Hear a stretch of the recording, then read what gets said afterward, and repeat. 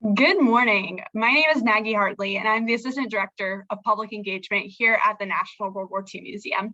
Thank you all so much for joining us for today's Lunchbox lecture, which is a part of the museum's commemoration of Black History Month. Today's lecture is entitled Siren of the Resistance, the Artistry Espionage of Josephine Baker, with Dr. Kristen D. Burton, Lecturer of U.S. History at the University of Alberta, who is also a dear friend of the museum. So we are thrilled to have her with us today. Now, without further ado, I am going to turn this program over to Kristen to share a little bit more about the fantastic and fabulous life of Josephine Baker. Excellent. Thank you for that wonderful introduction, Maggie. And thank you to everyone who's tuning in today to hear this story about truly one of the most remarkable people who happened to grace this earth, especially in our recent history of the past century. As Maggie mentioned, I have a lot of ties to the museum, used to work with the education department for the past few years before coming up to Canada. So it is lovely to reconnect with the museum and even if virtually be with you all again here today. So I'm going to just share my screen to bring up a little PowerPoint. And we'll go ahead and set this up to play. So I just want to give a little bit of background about Miss Josephine Baker, an absolute remarkable legend, has been well known for decades. Her memory has lived on in a variety of capacities, but most recently has experienced a bit of a resurgence. And well-deserved resurgence of attention, recognition, and admiration of the things that she did throughout her life. Most recently, she was admitted into the French Pantheon, which is something that has never happened for a woman of color before, never mind someone who was born in the United States, but then did move and adopt France as her home. So she's an absolutely remarkable person, and I'm thrilled to see this attention shining additional light on her life, her legacy, and just the remarkable accomplishments that she achieved along the way. So I'm going to speak a little bit about who she was, her background, how she became famous. She was a bit well known for being a dancer of a more risque nature, but also a performer, a singer, an actress, and later in her life, an activist. And that activism did play through. So I would just want to qualify that last statement a little bit as well. But I think she's most known for her earlier career of kind of cabaret style, burlesque style performances. But during World War II, she took on an immense role in helping the French resistance and did so in ways that put her own life and safety at great risk, but she didn't question it and wanted to do what she could to help fight fascism. So I want to give a little bit of a background about Josephine Baker herself, her life, and then we'll move into a discussion about what she did during World War II and how her actions were so significant during a very perilous time in French history. So a little bit about Josephine's life, her background. She was born Josephine McDonald in the eastern side of St. Louis in Missouri on June 3rd, 1906. Now, her mother was named Carrie. She was a washerwoman, and we don't really know the identity of her father. That is a point of debate. That detail has not come through clearly. Some stories say that her father was a vaudeville performer, a drummer named Eddie Carson, who her mother Carrie may or may not have performed with, but it's not clear. But Josephine and her mother together had a bit of a strained relationship. Josephine believed that she reminded her mother of her father. So for a time, she lived with her grandmother named Elvira, who was an indigenous woman of Cherokee descent. And Josephine, through her grandmother, learned some tribal dances and incorporated this throughout her own life as a performer. Her grandmother, Elvira, also helped Josephine make costumes that she would wear around the house. And even as a child, she would put on little performances for her family and then also for the neighborhood at large. Other children living by would come by to see little Josephine perform. Josephine would put pieces of board on top of boxes to make benches, and then would charge children a penny to attend her shows, because she knew even back then, you don't perform for free. At the age of 7, Josephine went back to living with her mother. And within the year, her mom pushed her to take up a job so she could help support the family. She ended up working as a live-in maid with a widowed woman who was very abusive toward young Josephine. When Josephine was just 11 years old, she also lived through and witnessed a race riot that occurred on the eastern side of St. Louis in 1917. That particular event was really formative for Josephine. It was incredibly destructive of the community. And as she would go on with her life, she would recall that memory in due time. At the age of 13, Josephine became a waitress at the Old Chauffeurs Club, which was popular with jazz musicians. And while there, that's where she met her first husband, a man named Willie Wells. Their marriage lasted a year, and but it did give Josephine important connections working at the club. So while it was a brief marriage, she was very young, 13 to 14 at the time, but it helped give her an in into this broader world of performing and clubs and dancing with vaudeville troupes. At the age of 15, she met William Howard Baker at a party, and within a few months, the young couple eloped. And this marriage, like her first one, came to a quick end as well. Josephine quickly moved on to performing with a troupe for a performance of Shuffle Along in New York City. However, brief though that marriage was, it did give her the surname that stuck with her for the rest of her life. And even though, again, a brief marriage that happened when she was very young, it had important consequences. I'm just going to go ahead and move this forward a little bit, because after a few years of performing, Josephine began developing a reputation as a dancer and caught the attention of a white American socialite named Caroline Dudley Reagan. And it was Caroline Reagan who planned an all-Black revue that would be held to perform in Paris. Josephine was offered $250 a week to perform with this group, and Josephine gladly accepted the spot. And she remembered that moment when she joined the other performers, left the United States to head to Paris, France. And about that moment, Josephine stated, quote, "I can only recall one single day of fear in my life. It was September 15th, 1925. And that was the day a 19-year-old Josephine made the move to Paris, France." Unlike the United States, France did not segregate by race. When Josephine and her castmates boarded a train in France, they were surprised and happy to learn they could sit anywhere they liked. They found new freedoms along the way that were not afforded to them living in the United States. Josephine was also shocked to see the costumes created for her. And you can see in the images here the nature of those costumes.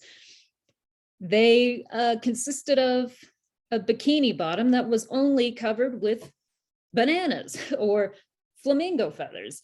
And they were incredibly risque by design. This is something Josephine hadn't really ventured into before this point. After one performance, though, Josephine took to this kind of erotic dancing and found it very freeing. She quickly became a rising star amongst the cast and began to feature prominently on the show's posters, including one that showed her in her famous banana skirt, the banana skirt that is still associated with Josephine's image to this very day, an iconic image to say the least.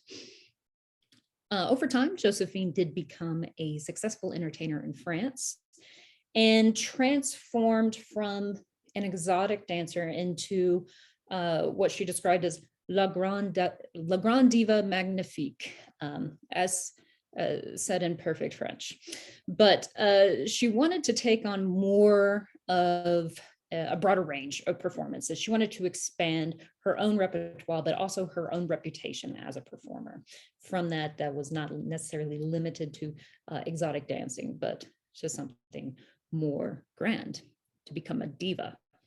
So she began starring in a number of films in the late 20s, early 30s, including Siren of the Tropics. I'm just going to go ahead and move this forward to her diva era.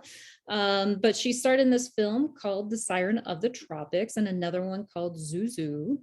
And it was through this that her name began to expand beyond that of Paris, France. And she became more and more of a celebrity across France and then across Europe.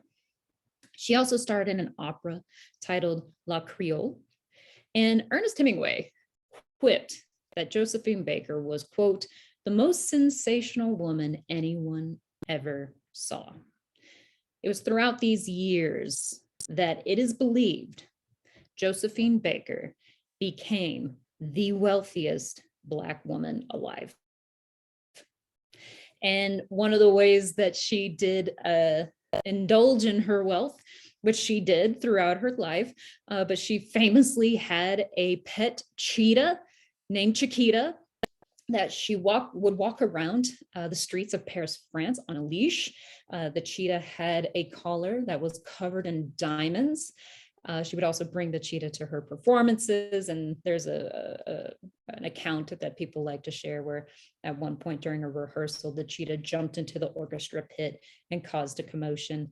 But it is one of those images as shown in this picture that I love to imagine, just walking down the streets of Paris and you happen to encounter Josephine Baker walking a cheetah wearing a diamond covered collar. Absolutely remarkable. Now, in 1928, Josephine departed for a European tour, and one of the first stops along the way was in Vienna. Josephine had not necessarily been aware of the building political unrest that was happening in the region. Adolf Hitler's autobiography, Mein Kampf, was published in 1925 and popularized racist ideology that segments of the population began to pick up on. Before Josephine even arrived in Vienna, there were posters put up around the city that protested her performance, calling her, quote, a black devil. St. Paul's Church in Vienna rang its bells as a warning to the city that her train had arrived. And as she rode in a carriage to her hotel from the train, there were protesters lining the streets. And Josephine said that the scene did remind her of that race riot that shook her community when she was a child back in the United States. But in spite of these protests, Josephine still performed, and many across Vienna attempted to see her. She encountered more welcome receptions during other stops across Europe. But racism would continue to follow Josephine Baker throughout her performances. After touring Europe, she went to South America and then later to the United States. And she encountered racial prejudice and segregation along the way, especially in the United States. And this is one of the moments in her life when her relationship with her home country became strained to the breaking point. In a 1936 turn on Broadway, performing in the famous Ziegfeld Follies, Josephine's hoped for a triumphant return to the US, but found herself disappointed Time magazine referred to her as, quote, a Negro wench. The hotel her manager had booked for her to stay in refused to offer her a room. And Josephine recalled this experience stating, quote, I have walked into the palaces of kings and queens and into the houses of presidents, but I could not walk into a hotel in America and get a cup of coffee. And the experience was devastating for Josephine. And she ultimately renounced her American citizenship after this moment and began the process of becoming a French citizen upon her return to Paris. So this is all happening in the mid to late 1920s, early to mid 1930s. And across Europe, fascism is taking hold. People like Adolf Hitler are coming to power. And when Josephine returned to France, the situation was turning increasingly dire. At the start of World War II in 1939, Josephine's future performances were put on hold. And at the time, she was married to her third husband, a French sugar broker, and a Jewish man named Jean Leon, or Jean Leon, I should say. Again, perfect French. The couple would later divorce in 1941, but in that moment of time, those few years, Josephine Baker came to represent so much of what Adolf Hitler and the Nazis hated. She was a successful Black woman, and she was in an interracial marriage with a Jewish man. And she was also an openly bisexual woman who had engaged with multiple long-term and somewhat public relationships with other women. So when the Germans began advancing on Paris in 1940, Josephine joined millions of other Parisians and fled the city. It was an especially perilous situation for someone who, of course, represents something so opposed to Nazi ideology, but also someone so well-known in addition. So Josephine moved to a chateau that she had rented in the south of France, where she took refugees in who were fleeing from the Nazis. After the fall of Paris, Josephine came into contact with a man named Jacques Abtey, A-B-T-E-Y, Abtey. And he was the head of the French counter-military intelligence. Abtey looked to recruit people who would be able to engage in espionage on behalf of the resistance efforts in France fighting the Nazis' occupation. Josephine was an ideal candidate for this work. Her celebrity allowed her to move more easily between countries, and it also afforded her a kind of enhanced protection in some areas. So when Abtey approached Josephine to see if she would take the risk and join the resistance, she said, quote, "France made me what I am. I will be grateful forever. The people of Paris have given me everything. I am ready, Captain, to give them my life. You can use me as you wish." So Josephine continued to help refugees fleeing the Nazis find a place to stay, all while seeking out and identifying potential spies for joining this resistance. She would house resistance fighters at her chateau and supply them with visas.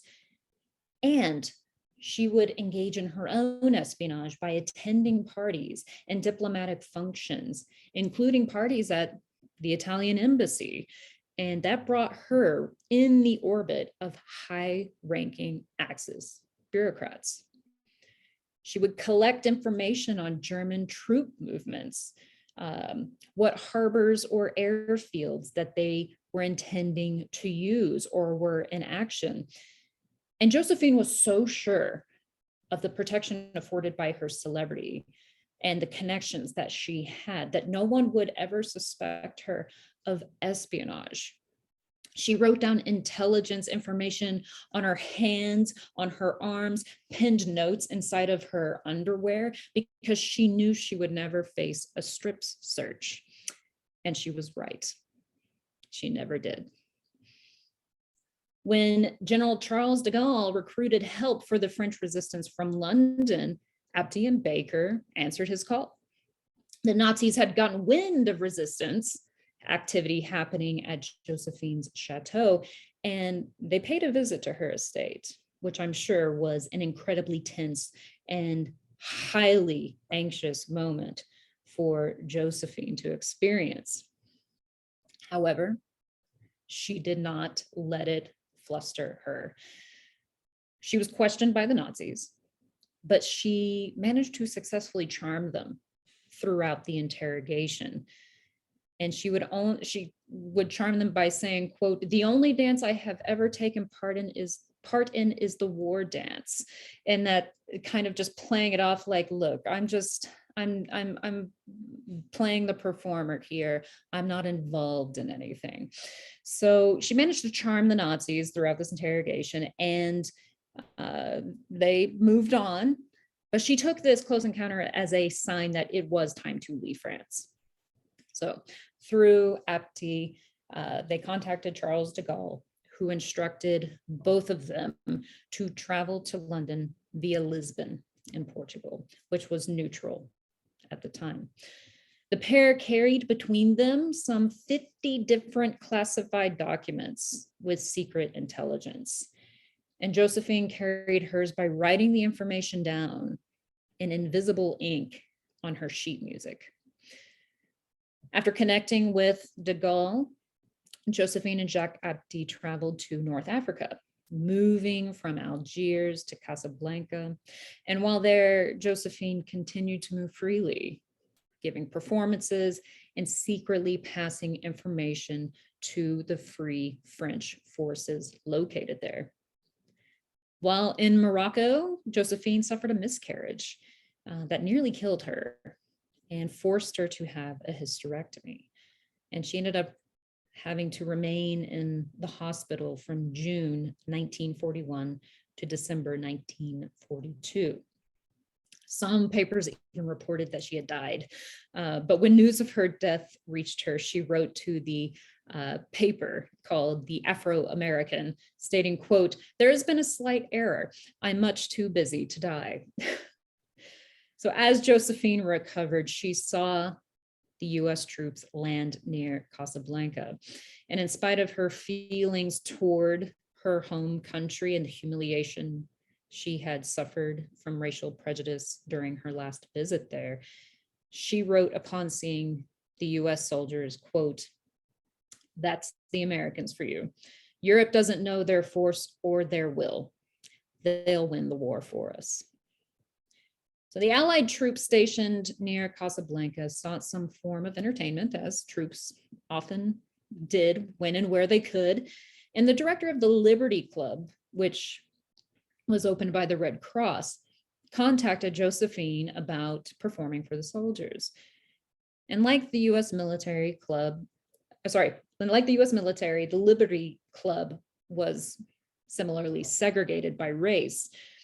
So Josephine accepted this invitation to perform for the US troops on the condition that she would only perform to a desegregated audience, saying, quote, "We've got to show that Blacks and whites are treated equally in the American army, or else what is the point of waging war on Hitler?"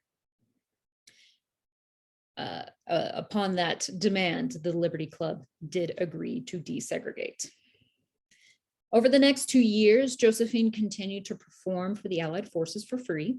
She also auctioned off several pieces of her jewelry and fine clothing to raise funds for the resistance movement.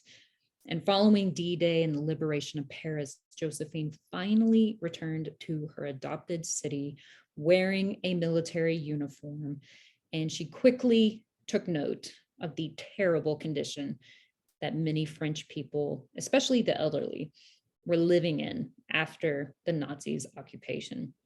So she continued to sell her precious goods, jewelry, and other valuables to raise money to buy food and coal and any other supplies needed by the poor of Paris.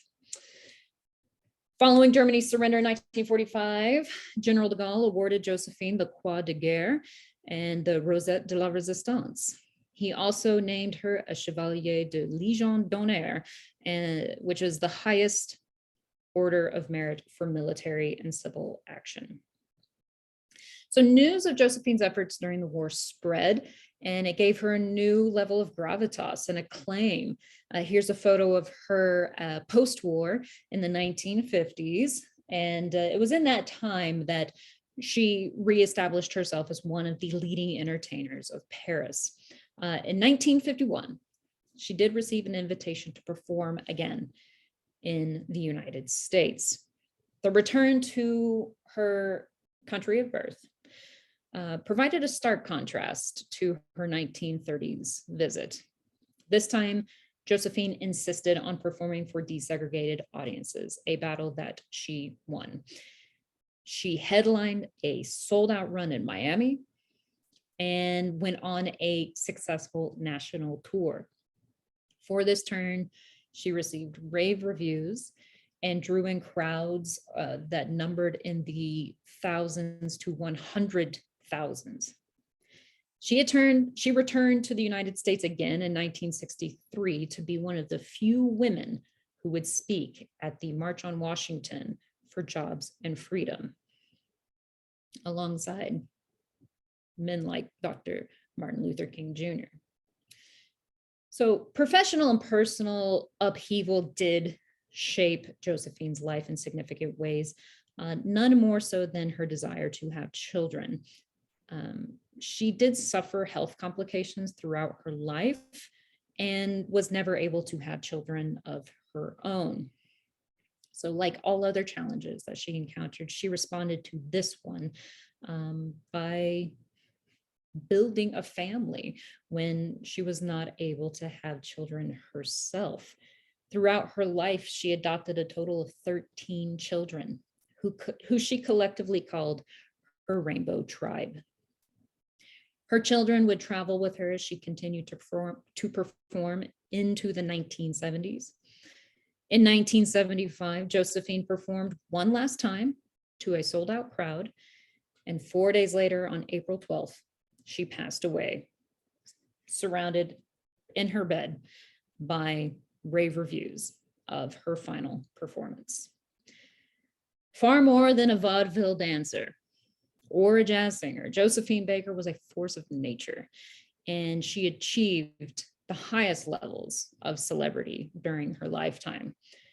Her status became a shield against which she could fight structural racism and the horrors of the Nazi regime. She was fearless, she was outspoken, and Josephine found new ways to challenge those who sought to diminish or silence the suffering or those who were oppressed. In strengthening her own voice, she found innumerable ways to both charm and resist. Thank you very much. You can see my list of sources there. And I thank you very much for tuning in to learn about the truly remarkable and legendary Miss Josephine Baker. Absolutely. Thank you, Kristen. It was incredible to learn a little bit more about what we typically learn of as just a jazz singer and her role in not only World War II, but leading up to the civil rights movement, how she was such an inspiration for that. Yes, indeed. Absolutely. So if you enjoyed today's Lunchbox lecture, we encourage you guys to continue to visit our website, visit our Facebook page, Twitter, Instagram, you name it on social media, you will find out about more upcoming programs there. And so for now, take care, and we look forward to seeing you next time here at the National World War II Museum.